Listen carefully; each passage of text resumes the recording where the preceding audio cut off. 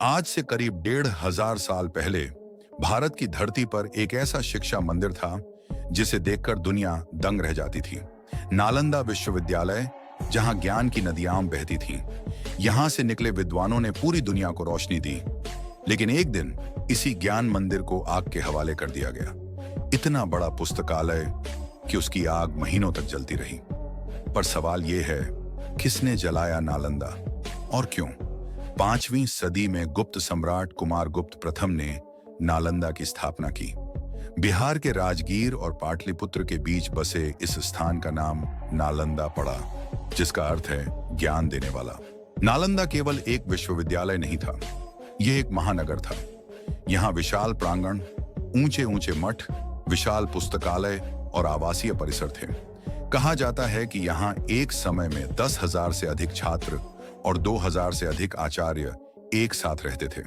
विद्यार्थी केवल भारत से नहीं, बल्कि चीन, कोरिया, जापान, इंडोनेशिया, तिब्बत और मध्य एशिया से भी आते थे। यानी नालंदा उस समय का इंटरनेशनल यूनिवर्सिटी था। नालंदा की शिक्षा प्रणाली अनोखी थी।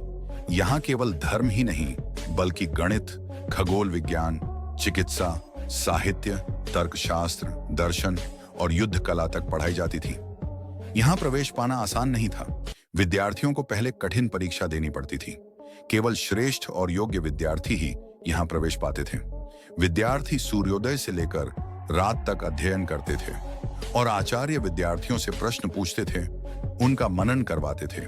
यानी शिक्षा केवल रटने पर नहीं, बल्कि तर्क और चर्चा पर आधारित थी। नालंदा का सबसे बड़ा आकर्षण था इसका पुस्तकालय धर्मगंज। ये 9 मंजिला इमारत थी।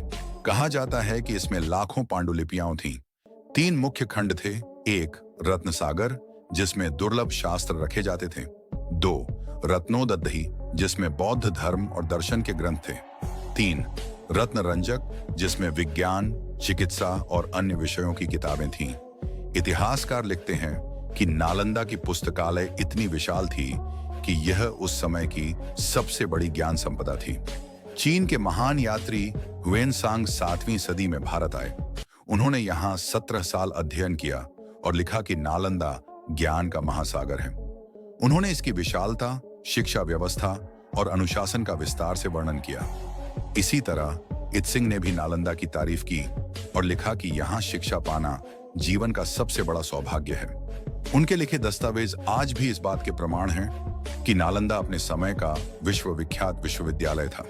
लेकिन 12वीं सदी में इस गौरवशाली विश्वविद्यालय का अंत हो गया। बिहार पर आक्रमण करने आया बख्तियार खिलजी। कहा जाता है कि खिलजी ने नालंदा को पूरी तरह जला दिया। इतिहासकार मिन्हाज उस सिराज लिखते हैं कि पुस्तकालय की आग कई महीनों तक जलती रही, क्योंकि वहां लाखों पांडुलिपियां और ताड़पत्र थे। विद्वान मारे गए, छात्र बिखर गए और भारत की ज्ञान परंपरा को गहरी चोट पहुंची। लेकिन इतिहासकारों में मतभेद भी है।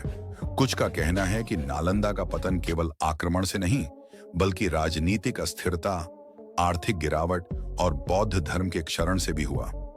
तो सवाल यह है, क्या नालंदा को केवल खिलजी ने नष्ट किया, या फिर इसके पतन के पीछे कई कारण थे? कुछ विद्वान मानते हैं कि यह आक्रमण केवल अंतिम चोट था। असल डिक्लाइन तो पहले से ही शुरू हो चुका था। आज भी इतिहासकार इस सवाल का पक्का जवाब नहीं दे पाए हैं। नालंदा केवल एक विश्वविद्यालय नहीं था, यह भारत की बौद्धिक धरोहर था।